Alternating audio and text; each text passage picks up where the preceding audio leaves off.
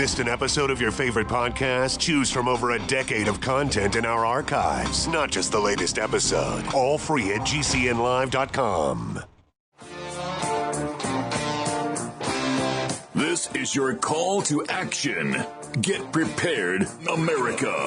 Economy, survival, energy, disasters. This is USAPrepares.com. Informative radio, educational radio. Interact now by emailing instructor@USAPrepares.com or text at 434-390-7953. Class, please take your seats.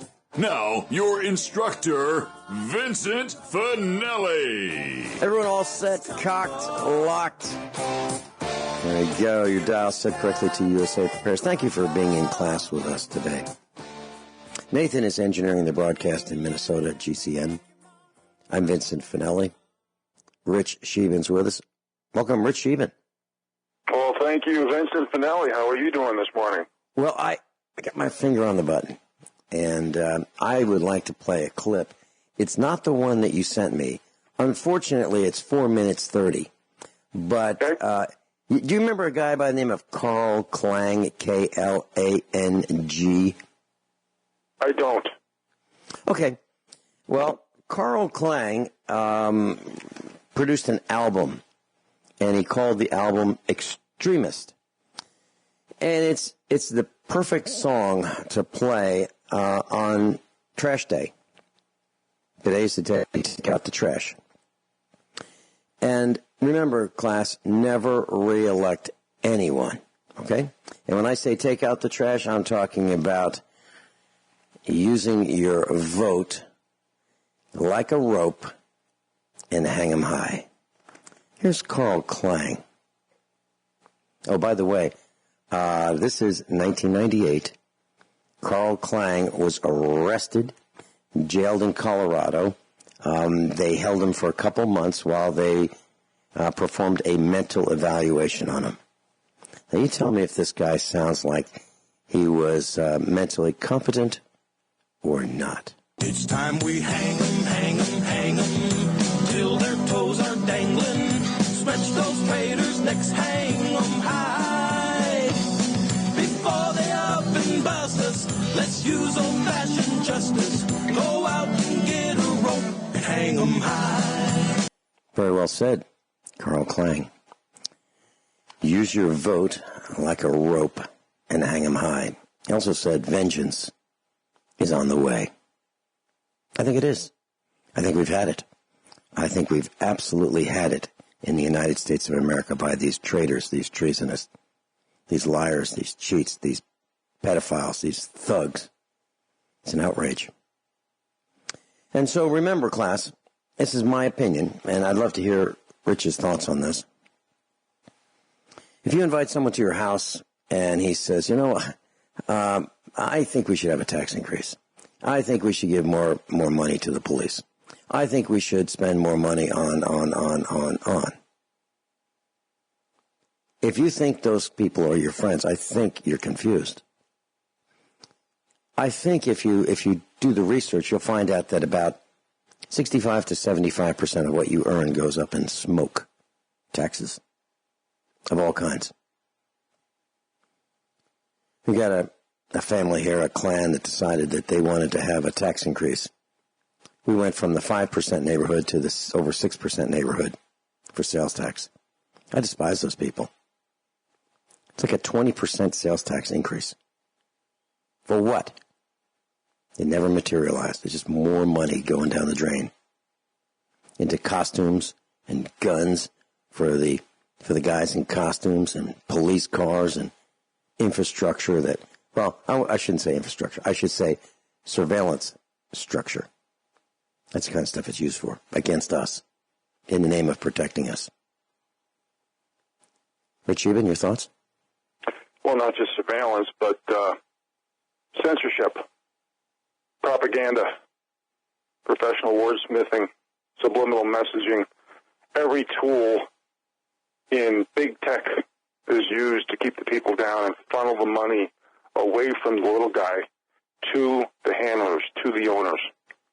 Now, when you look at the fact that what's been happening over the years, I think the American people have definitely woken up, and we need to start acting like citizens who expect the government to work for us and not the other way around. And as I said on the phone or on many a radio show, that I am not, and I don't know anybody who's anti-government. We're anti-too big, too corrupt, too overspending, incorporated, elite control, manipulative, anti-constitutional, anti-Bill of Rights, anti-everything that's corrupt and illegal, because that's what government has become with its fascist brother and sister, which is the cooperation alliance with big corporations. And it's all meant to keep everybody controlled. And this is why I live in rural America. I live off-grid, and I try to be as self-sufficient as I can, because it's very obvious, and I mentioned this in the book 5+ years ago when I wrote it, that the powers that be, one of the many, many plans of action that they have is to put people into urban America, or at least urban suburban America, in order to control the masses. Have everybody tattletale on everybody. Have every race, gender, sex, religion, ideology, and generation. This way they can easily manufacture perception, pity, guilt, and ideology and sway public opinion. So all these things that I'm going to mention, I'm just going to mention a short list here, because these have been done for years prior to Trump becoming president. And the powers that be do everything to make people convinced that Trump is Nazi authoritarianism, or communism, or socialism, or tyrannical, or dictatorships.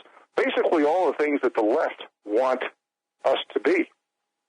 But think about some of the things that the left have been doing, because in order to be under the category of authoritarianism or Nazi, you have to do things like control the media first.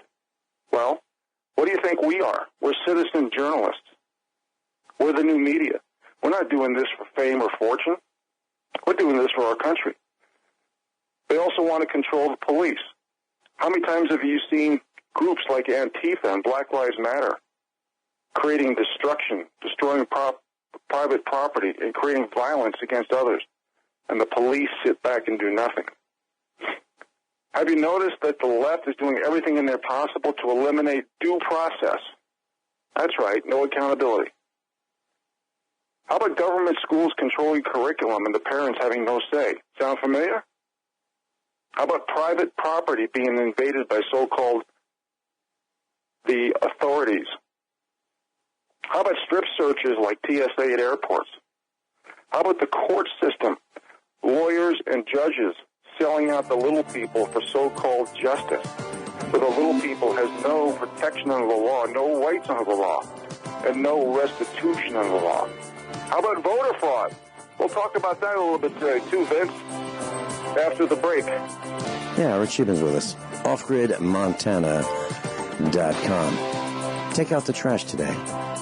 Remember, take out the trash today. Voter fraud?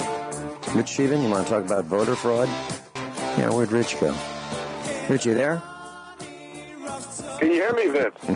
Hello? Yeah. Yep, okay. We're here. Voter fraud. I guess you didn't see my smoke signals from Montana. All right. This looks better. No, I was looking. Okay, I was looking west.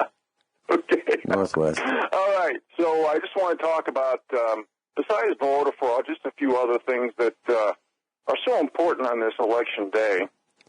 And as we know, it's so important that we vote and we represent the people and not the aristocracy. And one article right here is billionaires put money behind Gillum. Have you ever noticed, folks, the big celebrities, the wealthy athletes, the singers, the actors, all the multi-gazillionaires who've been bought and paid for by the elite to get these opportunities are paying back the dues that they signed on the dotted line in the back room. And remember, everything that they say you are in a derogatory fashion, controversial, extreme, racist, bigot, sexist, misogynist, homophobe, intolerant, violent, hater, anti in front of every word, ism, ist, or phobia on the back of every other word that they can think of. They are basically pointing the finger at us because that's exactly what they are. You can only say racist, bigot, sexist, misogynist, homophobe, conspiracy theorist so much before it doesn't have a meaning. And if it doesn't have a meaning, it's irrelevant. It's just words with no objective facts to back it up. And I'll start with this. I mentioned this article last week. I think everybody in this audience has read this article, but I'm going to say it because it's worth repeating on Election Day. Hillary Clinton cracks a racist joke. Who knows if it was even a joke? That's the cover. Basically saying that black people all look the same. Specifically talking about Booker and Holder. And here is an article that just came out this morning, America. A reporter thought she had hung up the phone after requesting an interview with John James. Folks, these people from the liberal media are everything that they call us in a derogatory fashion. I'm going to read this article to you. I'll bet the majority of this audience has already read this. But exclusive Michigan reporter caught on tape saying I can't say the F word because we're on AM and FM also. Could you imagine John James winning? Unquote. A reporter for a Michigan newspaper called the Michigan Senate Republican candidate, pardon me, I said that off context. I'm going to say the same words but in a different tone. A reporter for a Michigan newspaper called Michigan Senate Republican candidate John James' campaign looking for an interview and thought she had hung up the phone before leaving a voicemail saying, "Effing John James, that would suck." Must be related to Zuckerberg, huh?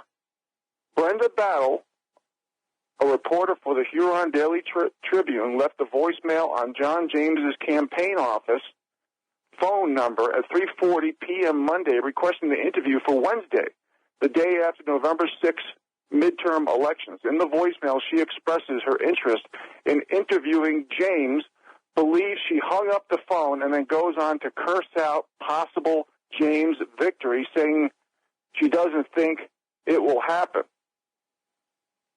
For those of you who might not be aware, John James is not just a previous combat soldier defending our freedoms and liberties and free speech, but he happens to be a black man.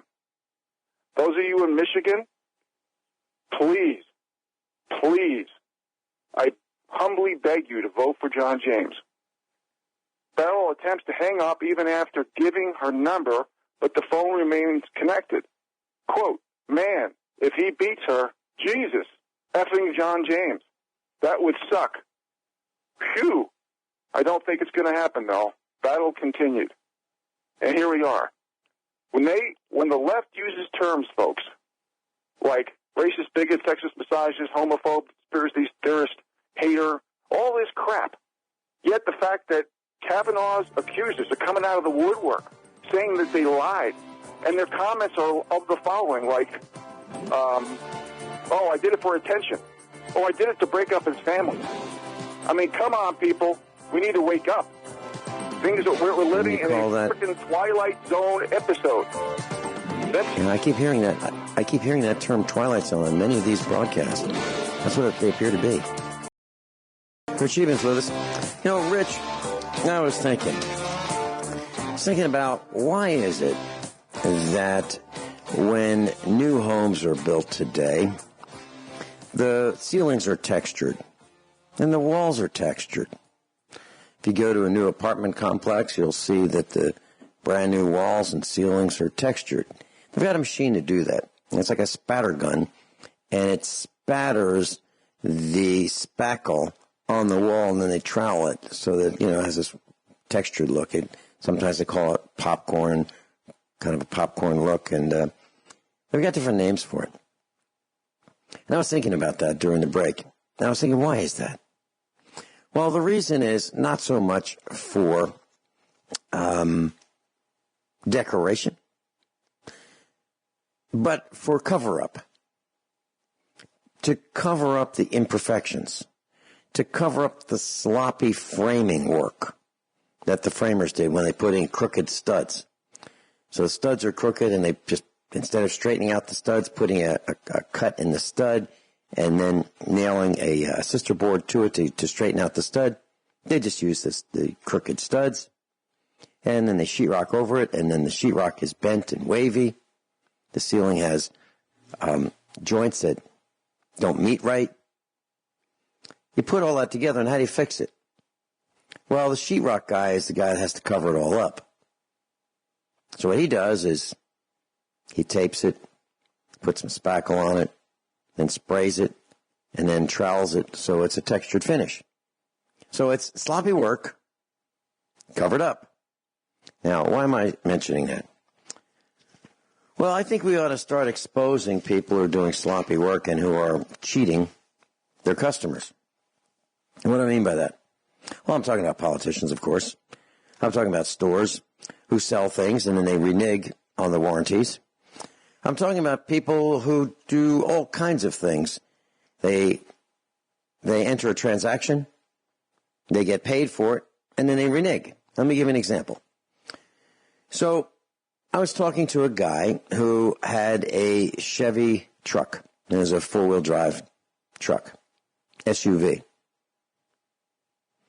And it was, probably a 12-year-old, 13-year-old, 14-year-old model. And this truck developed a transmission problem. Well, there was a new transmission shop, mechanic shop in town, and the owner of this truck brought his vehicle in, said, the transmission's got problems, it's slipping, it's just not right. And so they worked it out so that the new mechanic shop, the repair shop, would remove and replace the transmission, automatic transmission, with one from a salvage yard. So it's an R&R, remove and replace. Kind of straightforward. Well, what happened was the mechanic shop took out the transmission, got paid for it. It's like, okay, well, we need your money up front before we start the work. We need to get paid for this. So the owner of the truck paid in full for the work, fully expecting it to be completed. Well, what happened next was the mechanic shop said, you know what? We're not going to do it. So they took out the transmission and stopped there and said, we're not going to do it. We're not going to do the rest of it. So now this guy has a vehicle that he can't start, can't drive, can't move. The engine is being supported by Harbor Freight ratchet straps so it doesn't fall through the bottom of the vehicle. Wires are disconnected. The owner has no idea where all this stuff goes. And he has to pick up his truck, otherwise he'll lose it. So he puts the truck on a trailer and takes it home and then doesn't know what to do with it. So he has to sell it for pennies on the dollar because the guy that he paid to do the job was incompetent, he was a liar, he was a cheat, and he was dishonorable. He didn't honor his word. So I've decided that one of the things that we're going to start focusing on here at USA Prepares is exposing people who do things like that. So when I hear of these things, I will expose them. I will give out the names, I'll give out the numbers, I'll give out the websites, give out the telephone numbers. If we have cell phone numbers, we're going to give them out, and we're going to tell the story. Now, if the people who are committing these acts of fraud decide that they want to come on the radio with me and explain what happened, they're welcome to do that. They can explain themselves. But we're not going to take it anymore. It goes for Sears, Roebuck, and Company. If you bought some Craftsman tools, get them, if they're defective, if they're broken, get them replaced right now before they're unable to be replaced because Sears closes its last store. Sears is bankrupt. If you have a Craftsman lifetime warranty hose and it's failed, get it replaced right now. And make a scene. Make a scene. You don't have to yell and scream, but you can do it the way I do it. You can cause a lot of attention to be attracted to you without raising your voice at all. Get a crowd. Get a crowd at Sears. Well, that's going to be hard to do because nobody goes to Sears anymore. But if you can, get those 3 customers to all watch what you're doing. When you go to return something, they give you a hard time. Bottom line is, we're going to flush these guys out. We're going to expose them. The bad actors are going to be exposed. That's our job. And it's your job too, class. Expose them. So if that guy comes over for a cup of coffee, and he comes over and he says, yeah, I want to vote for this guy. I think tax increase is a really good thing. Throw him out. Say, you know what? I don't think I like you. I don't like you because you want to steal from me. You're not welcome here anymore. I don't care if we used to be friends or not. I must have been confused thinking you were a friend. But you're trying to help those who are trying to steal from me. And when you talked about the media, case in point, Dale or Caller. DaleOrCaller.com. There's an article. MSNBC reporter Mariana Atencio and her crew blocked a handicapped parking spot, actually 2 handicapped parking spots, during a live shoot last week, forcing a disabled Air Force veteran to park in the back lot. So they're going to shoot, getting ready to cover the vote today. So they're setting up and in the parking lot, and they literally set up their cameras and paraphernalia in 2 handicapped spots. It's absolutely, positively illegal. And they have this girl, Mariana, there. She's the talent person. She's a young person. What the heck does she know about anything? Obviously, she doesn't know much because she's blocking a handicapped spot. It's illegal. It's unacceptable. It's immoral. It's vulgar. That's MSNBC. They ought to have a bloody nose for that. MSNBC. I can't stand this stuff.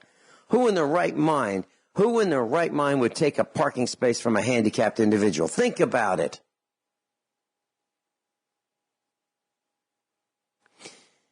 Today is trash day. It's up to you to take out the trash. It's up to you. So people that want tax increases don't get their way. I can't think of voting for a single person without saying the following. So if someone comes up to me and says, hey, I'd like to have your vote, the first thing that's going to be out of my mouth is, and the first thing that is what comes out of my mouth when I hear these parasites say things like that. Okay, you have a business card? Good. Can you put your cell phone number on there? And your home phone number? And your address? Really? You can't do that? You can't give me your cell phone number? Why? You want my vote? You want me to do something for you, but you won't give me your phone number? Are you serious? You want to tell me where you live? Why do I want that information? Because if they lie about what they say they're going to do and they don't do it, I'm going to go to their house. Say, remember me? You're the guy that begged me for a vote. I was so stupid I trusted you. Here I am. Tell me what happened. I want to know why. Now, do you realize that if these people know that you know where they live, they're going to behave a lot differently? So how do you know where they live? Well, you run for office. So you become a candidate, let's say a committee man or a committee woman in your local precinct, and you are now running for office. You just become one. You go to your courthouse and tell them that you want to become one. You have to find out when the dates are and the deadlines and those kinds of things. And you sign up. Now you're running for office. You'll be on the ballot. Now, since you're running for office, you can get the list of all the registered Republicans. Or if you run for the Democrat Party, all the registered Democrats. So if you want to know where your sheriff lives, pick the popular party in your area, in your county, and register for that crime syndicate. Then you'll find out where all these parasites live.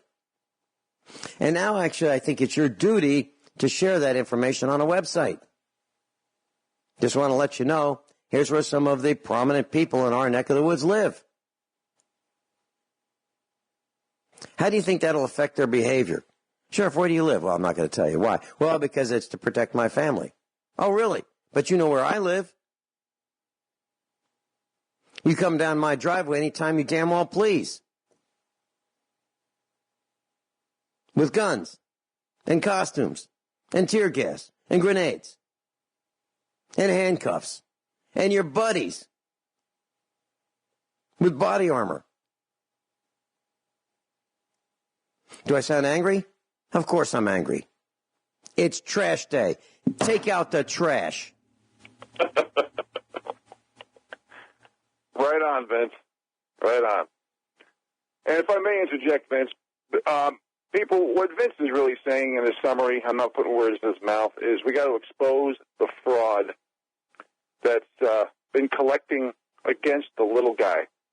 And basically not just small business, but corporations, all ranks and hierarchies of government, NGOs, especially politicians, lawyers, judges, and bankers who have sold out the little people.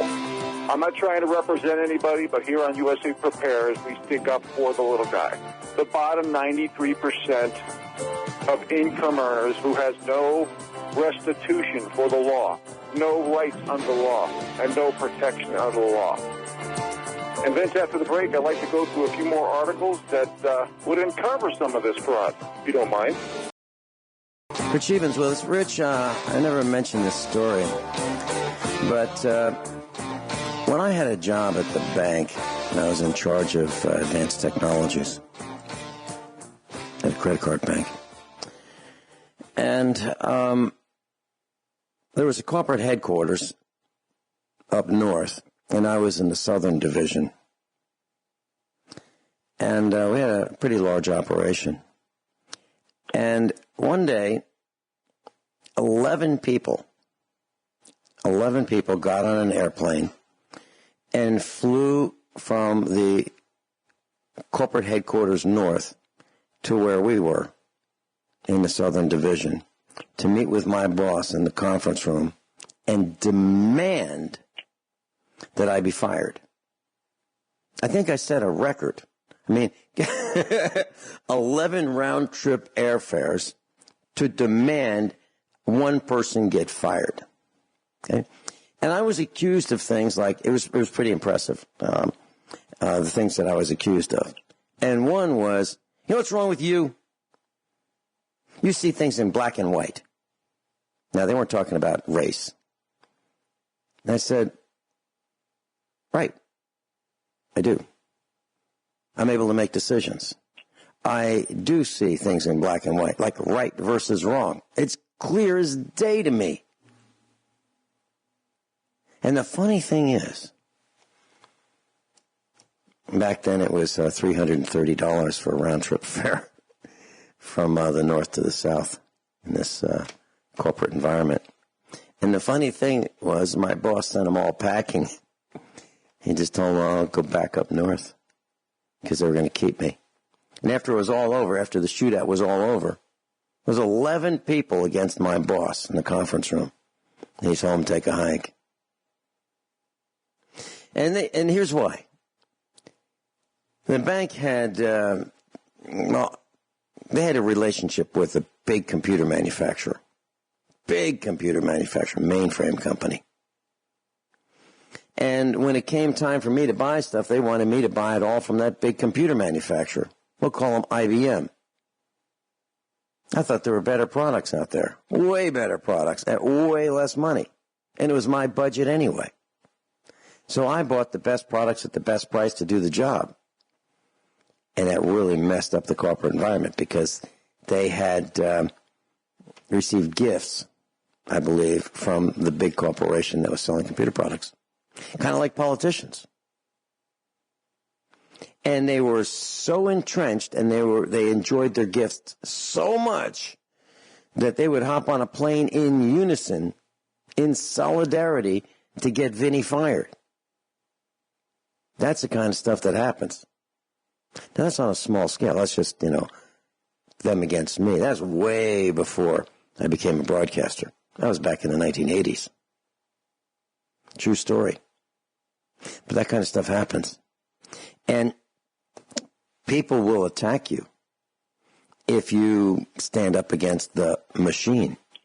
But today, it's your job to stand up against the machine and vote these parasites out before the violence starts, because that's next. Rich Scheben, you want to talk about some articles? I do, but I just want to address what you just said. People, there comes a time in our life that we have to stand up for principle. And I need to ask you, when is that time? Everybody has their own red line or their own bar. And it's time. It's time for everybody, because of the corruption, the manipulation, the nepotism, every ism, every this, every that. We don't have the same rules, laws, and accountability for everybody in American soil. Truth has been banned. And the third criteria for standing for principle, I always mention, is if someone has less consequences for their behavior and gets away with certain things because of what group they're in, then you do it too. In other words, the silent majority can no longer be silent. We can no longer wait for other people to speak up for you. We all have to read up and research up and speak up, and of course today, vote up. When common sense, logic, and objective facts and math become distorted and extinct, it's time to pay attention and be active. Vince? When we come back, I want to tell you a quick story about one of our children. And something that happened when he was in school, and what he did about it, and what the teacher did about it. You might find this quite fascinating, but there is a lesson in it. When we come back. Rich Scheben's with us, off-grid Montana. Everyone all set?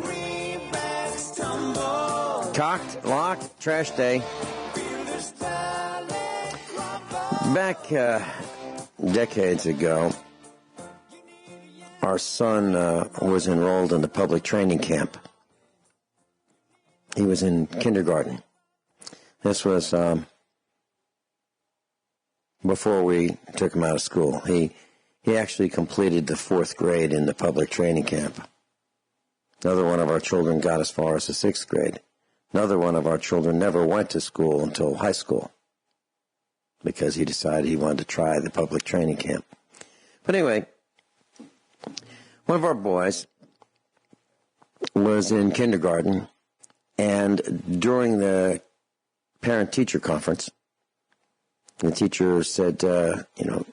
Finelli, Mrs. Finelli, I just want to let you know that your boy committed an infraction. He did something that, was against the rules. I said, okay, what was that? Well, she said, it was no big deal. It was a very, very minor thing. But that's not why she was telling us. Because children make mistakes. But what happened next was really what caught her attention. And she said, so I said to the class, who did this? And our son raised his hand and said, I did. She couldn't believe it. Because the typical response from a child was, I didn't do it. I wasn't there. Wasn't me. Our son raised his hand and said, I did it. Like right away. Without pressure. Just, who did this? I did. So that ties to what I was talking about when I see things in black and white. So our son knew he did it wrong, did it anyway, and admitted it. But it's rare. So do these politicians know that they're doing things wrong? Of course they do. Do other people know they're doing things wrong? Of course they do. Do people accept money from other people, with promises to fix that transmission and know that they're not going to do it? Of course they do. They need to be exposed. They need to be put out of business. Let me say that a different way. They need to be put out of business. Like Sears. Breaks my heart that Sears is bankrupt. They deserve it. They deserve it because they lied to us. Satisfaction guaranteed your money back. And then they didn't mean it anymore. Walmart used to match prices. If you find it for less, we'll match your price. They don't do that anymore. They beat the competition to the point where the competition goes under. Then, after they are successful in destroying everything around them, they change the rules. We can't allow that to happen. We cannot allow that to happen. I'm talking about the police. Protect and serve, they don't do that. They don't protect and serve. They write tickets. They beat people up. Rich Scheben, you wanted to talk about some articles? I do, and I just want to put a couple of 2 cents opinions in what you just said regarding comment. You know, when we keep lowering the bars of standards and expectations based on what group you're in, based on what institution you're in, based on anything, you know, when you mentioned public school, you know, I want to bring up one point. Lenin said, give me just 4 years of your children in school, and we will have them thinking any way we want. Total social indoctrination. So basically, this is why I always talk about words like hard work, effort, results, qualifications, merit, performance. It's becoming deleted from the English language. And in fact, I just read an article the other day that employers would rather hire high school graduates more often than college grads because they're cheaper labor and they're waiting to replace them with robotics, automation, artificial intelligence. And plus the fact that employers are realizing that 90% of the college degrees are worthless, and the kids have been socially indoctrinated, and the institution is created now to dumb down and to buy votes. To dumb down and to buy votes. So let's talk about accountability for a minute. Here is an article, Vince, in America, and I know a lot of Europe and Asia and Australia listen to this show too, so howdy to everybody. Quote, don't ever repeat this. Beto aides busted funneling caravan funds in undercover sting. I mean, you talk about accountability, folks. Project Veritas, it's all over the internet right now. Project Veritas showed a video of Beto people, the hierarchy in the Beto campaign, you know, Beto of Texas, whose, by the way, mother is a gazillionaire, a billionaire way wealthier than Trump. And as you always hear me talk, it's not so much left-right paradigm as it is the aristocracy controlling and managing the serfs. So anyway, Project Veritas, and they are truly American heroes, shows a video funding the caravan with DNC, Department of National Committee, the Democrat National Committee, and taxpayer money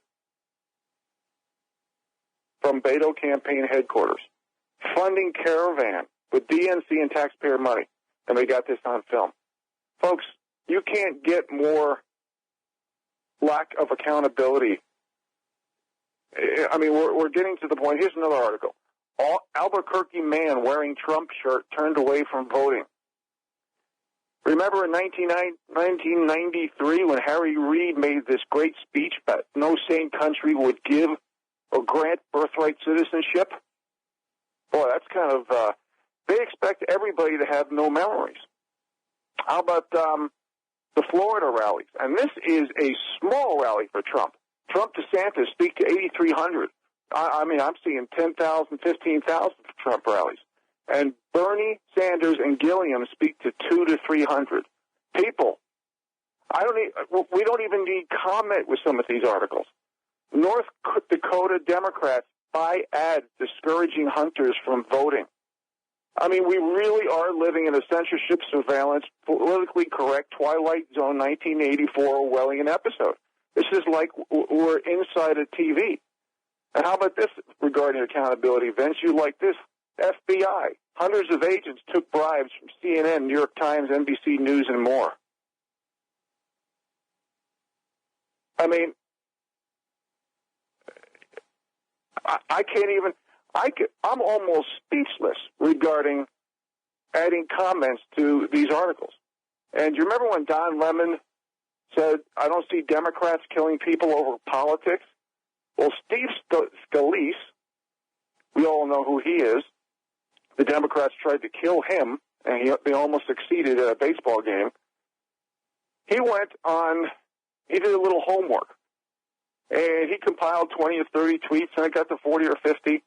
But at the end of 6 hours, just 6 hours of researching this, there was 573 instances of left-wing violence in America dating from October 30th of 2018 back to September 1st, 2015. And I've read articles where it's in the 600s and 700s. So where is the FBI? Where is the CIA? Where is the NSA? Where is the DOJ? Oh, I can't trust. Well, it looks like they're all bought and paid for. Vince? Can't trust any of them. Can't trust any of them. Jeff in Chelsea, Massachusetts. You're on with Rich Scheben. Welcome. Oh, thank you very much. Okay, now I voted this morning. I live in Chelsea, Massachusetts, which is a heavily Democrat city. So I voted the best I could for the most conservative right-wing candidates as possible, and it's pretty slim out there. And you know what? Your guest sounds good. I agree with what your guest is saying, but let me add something to the mix, which is this. There are certain places like Massachusetts that, for the most part, are completely gone. You have older people that vote for conservatives, and a few younger people who were raised right. But here's what I see coming. I see political assassinations coming from the left, just like in Eastern Europe, just like in any communist country. Do you see political assassinations coming, hardcore stuff, to where conservative people walking on the streets can get their heads cracked open if they say the wrong comment? What do you see coming? Hello? Yeah, Rich, okay, I'll comment on that, Jeff, if you don't mind. Yeah. I just saw a debate from Steve Bannon and David Frum. It was on the internet less than a week ago. It was titled "The Rise of Populism," and basically it was 28% of people said that they pretty much weren't going to be swayed regarding whatever Steve Bannon had to say for the rise of populism. And if you ever listen to the show, I always say populism is more like survivalism. It's just been dubbed another politically correct buzzword. But when I listen to Frum using all these politically correct narratives and themes and so-called words that have been sanctioned by the PC buzzword police, like racist and hater, basically offering no ideas and solutions from Frum. And Bannon was using more facts than ideas. And as most debates, it really maybe talked about 1% of the issues. So, but at the end of the day, it was something like 57% of the people said that Bannon won the debate versus 40-something. So I think we're in a bubble where so many people have believed the five companies that basically control the national media regarding swaying public opinion and holding the narratives, themes, memes, and talking points. So as these so-called talking heads that are bought and paid for to manufacture perception, pity, guilt, and ideology, people are starting to do the math. People are starting to say, hey, where's the objective facts? That is so true. Now, let me add. Tell you what, hold that thought. Thank you. And you can be on with Rich Scheben and me on the other side of the break. Is that okay? No, that's fine. No, that's too late. And then I've got a comment about assassination that you mentioned. We'll talk about that when we come back. Rich Scheben's with us. Jeff is with us. And President of the United States, number 38, POTUS number 38, his name was Leslie Lynch King. Leslie Lynch King was President of the United States from the years of 1974 to 1977. So if you remember studying American history in school, that name does not come up. But Leslie Lynch King was the President of the United States for 3 years. President number 38. I met him. And when I was introduced to him, I spent about 15 minutes in a room with him in a data center that we just built because he was on the board of directors, but he didn't go by that name. He didn't go by Leslie Lynch King. He went by Gerald R. Ford because his name was changed after his adoption. Now, Leslie Lynch King signed an agreement with other heads of state. I can't find it on the internet anywhere, but I remember this. He signed an agreement with other heads of state that, all right, guys, we're not going to kill each other. Promise? Promise we won't assassinate each other. It's like, okay to kill other people, but not us. Not us, because we're the heads of state. So that's something that Leslie Lynch King did when he was president of the United States. He formed an agreement with other nations that they would not attempt to assassinate each other. So I just wanted to share that with you, Jeff. Interesting. Now there's also a third dimension to this. I'm going to wrap up my call. The third dimension to why there are certain areas like Massachusetts, where I live in, are infested with communists. I don't even like to call them Democrats. Is because you have an influx of youth and minorities, and there's lots of Spanish and blacks that are leaving the Democrat Party, and God bless them. But those are usually the older ones, usually. But you see, the youth and the minorities have been dazzled by the bucks of the Democrat Party, the easy, fast money that the Democrats can provide, and this class warfare garbage, the racial warfare, which is communism, and all this stuff that appeals to the base nature of man. Instead of the higher level of man, the base level of man is the white guy has everything, we have nothing, the Democrats will get us what we want. And the blacks that don't go along with us, they're Uncle Toms. The Spanish that don't go with us, same thing in their language. It's just as simple as that. We actually do have a divided America. So when these Democrats like Ocasio-Cortez are speaking, they're not talking to us. They're not talking to blacks and Hispanic conservatives and other conservatives. They're talking to their people, and that's where the civil war is going to come from. And this caravan is toxic. Thank you, Vince, for having me on the program. Have a good one. Bye-bye. Hey, Jeff, thank you so much. And Vince, I'd like to comment on that, if Jeff is still listening. First of all, the left, the first thing they're not is liberal. I just mentioned earlier in the show how Lenin said, if I had 4 years with your children, I would basically have them socially indoctrinated. And, of course, I'm paraphrasing. But that's why the left has to speak vague, and that's why we try and talk with specificity. Everything that Jeff mentioned, I mention on the air on a regular basis, how the elite's MO is to distract them down, divide us by race, gender, sex, religion, ideology, and they're even going after generation. Okay, this is their blueprint, their playbook, divide and conquer.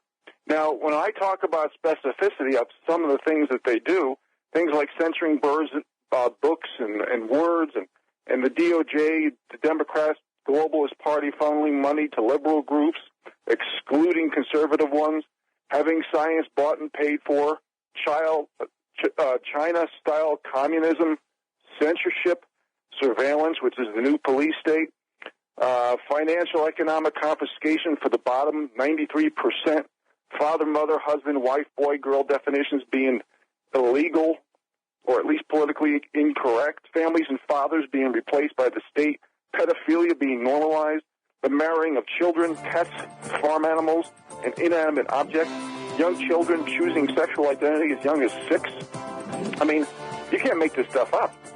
The Bill of Rights, the Constitution, the rule of law, free speech, the right to protect yourself, no restitution of rights, depending on what group you're in. Heck, I remember reading an article a few years ago that the ACLU in Maine, a representative said female genital mutilation shouldn't be a crime. Okay, Rich. Any more thoughts? Well, I'm reading an article right here that just came out. Apparently, I can't even believe it. MSNBC has already created a story that Andrew Gillum has beat his rival Ron DeSantis by 45,000 votes. The votes aren't even in yet. Now, I haven't read the whole article, but we are really living in a frickin' Twilight Zone episode. You can't even make this crap up. Oh, yeah, there was. I'm telling you, Vince, I'm a loss for words. I mean, we're really living. America has dialed it into stupid. It's beyond corrupt. It's beyond manipulative. It's beyond common sense and logic. It's gone. It's totally gone. This is our last hope, is to wake up the people, the little people.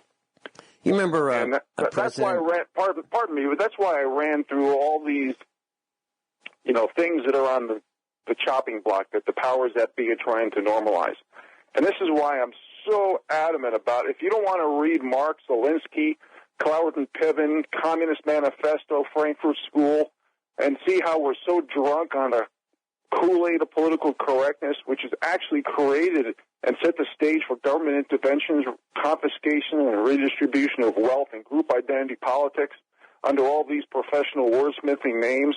If you don't read at least the excerpts from some of these people, because the so-called left Democrats, who are not liberal at all, they're funded by the richest people in the world.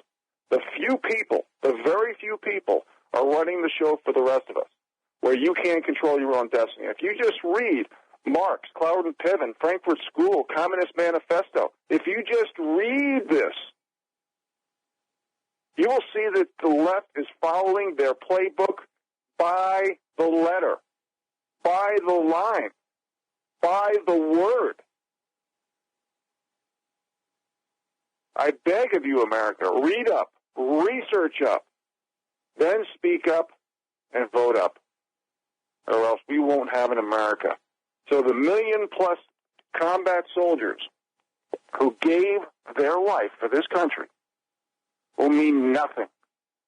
Will mean nothing. They fought for our freedom, our liberty, our Bill of Rights, our Constitution, freedom of speech, which I'm doing right now, our ability for the little guy to protect themselves with the Second Amendment. We have an opportunity to solidify that. But if we don't vote, we don't read up and research up, we're going to lose it all. Pardon my rant, Vince. Please take the floor. And it happened before. It happened before. In 1948, there was a presidential election. And it was a huge upset. Okay? Most historians would consider the election of 1948 the greatest election upset in American history. Almost all the predictions indicated that President Harry S. Truman, who won the election, would be defeated by a Republican named Thomas E. Dewey. Okay?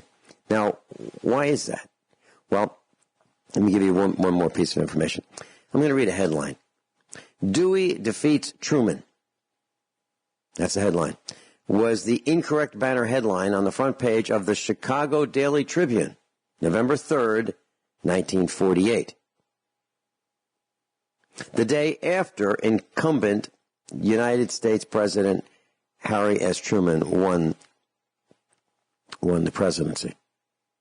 Now, why was that?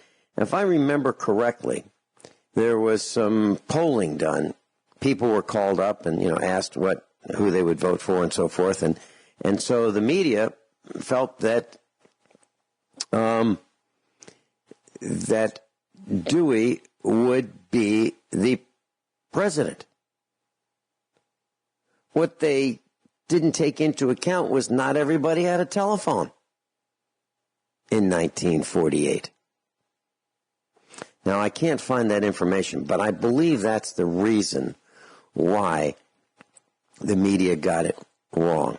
How much of the media? Just about all of it. So it's happened before. So can you believe everything that you read? I don't think so. And that was in the Chicago Daily Tribune. That wasn't like, a backwoods rag. It was a big newspaper. 1948. Our job is to ferret out the news. And, I got a lot of static when I was doing these meetups every week in Springfield, Missouri.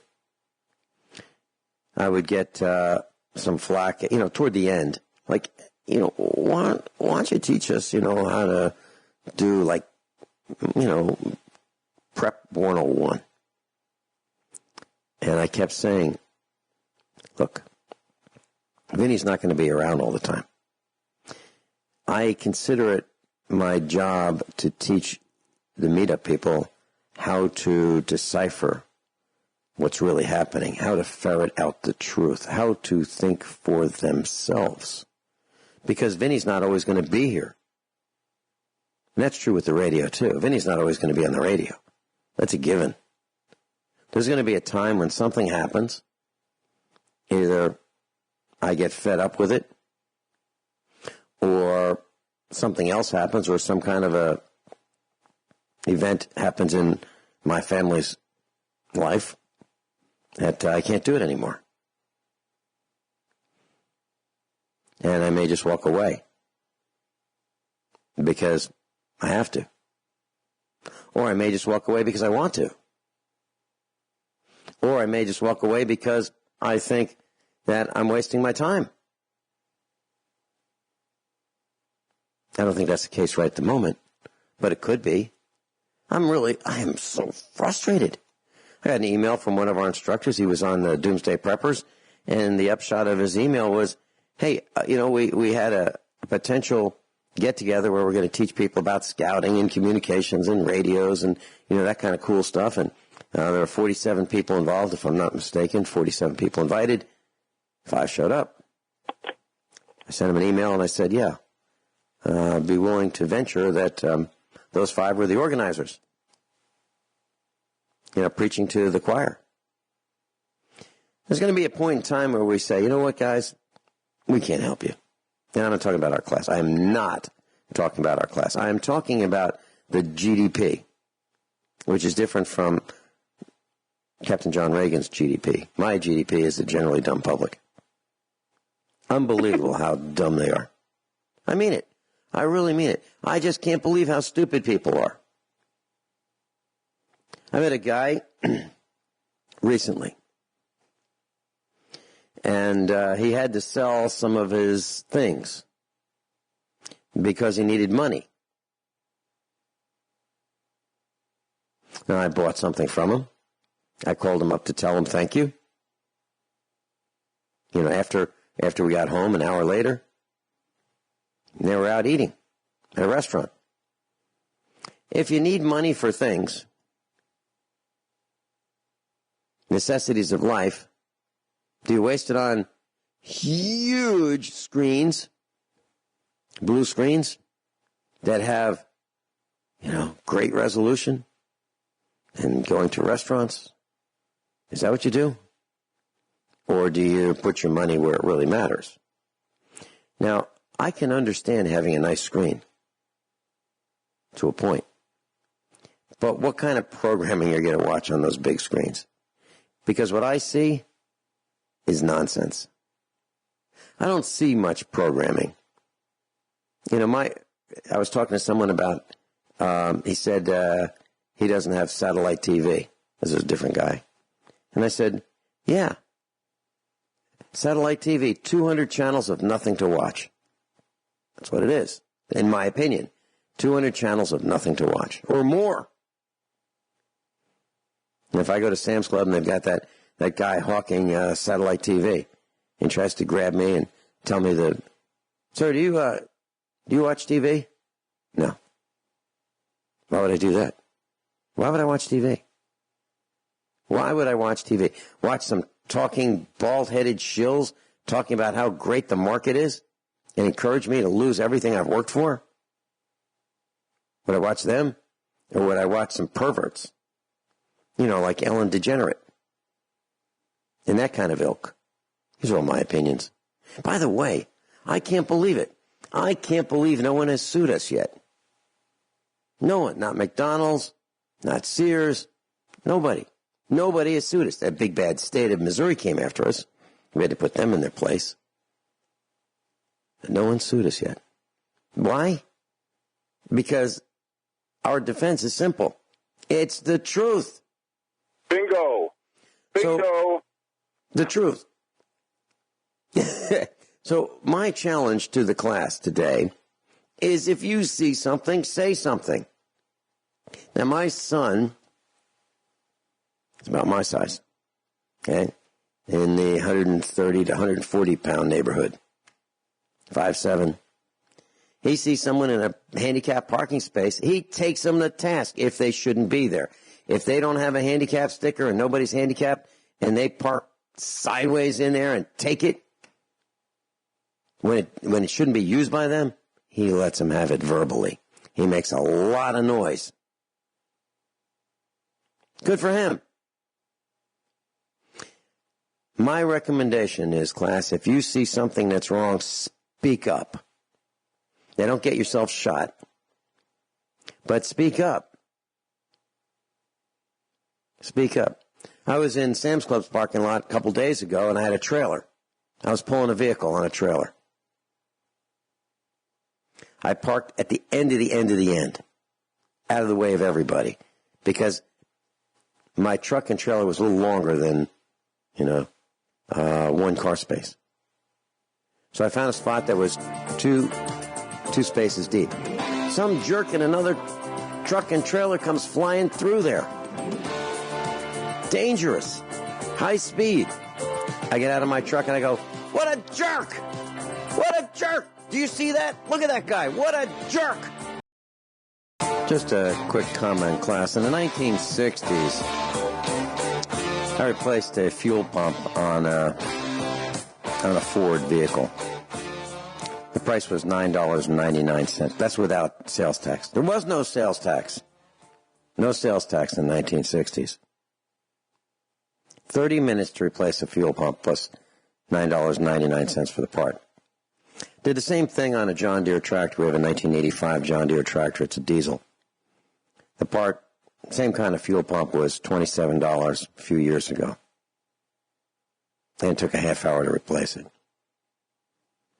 If you have made a mistake and you bought a Ford Escape and you go to AutoZone, the part, you can get that fuel pump. It's now in the fuel tank for between $198 and $340. That's for the part plus tax. So $198 to $340 plus tax for the part. If you want to have that darn thing installed, the cost to have the part installed, because it takes 4 to 5 hours now, because the fuel pump is in the fuel tank now, is between $544 and $777 for the fuel pump. How long do they last? Oh, about 100,000 miles. Unbelievable. If you see something, say something. That's what we're doing right here, right now.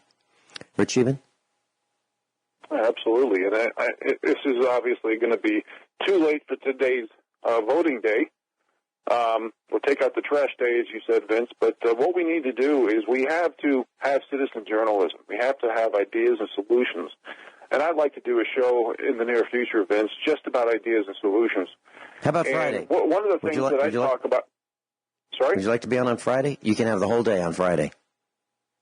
It all depends if I'm going to be available. All right, well, let me know. Can we talk? Let me know. Can we talk privately? Absolutely. Sure. Offline, yeah. Sure. Yeah, okay. One of the things that we need to do, folks, is we need to regress a little bit with technology. And what I mean by that is the electronic voting machines are fixed. I've read that George Soros' companies own 16 voting machines in 16 different states. Well, not individually as a cardinal number, but own the voting machines in 16 different states, or at least a good portion of them.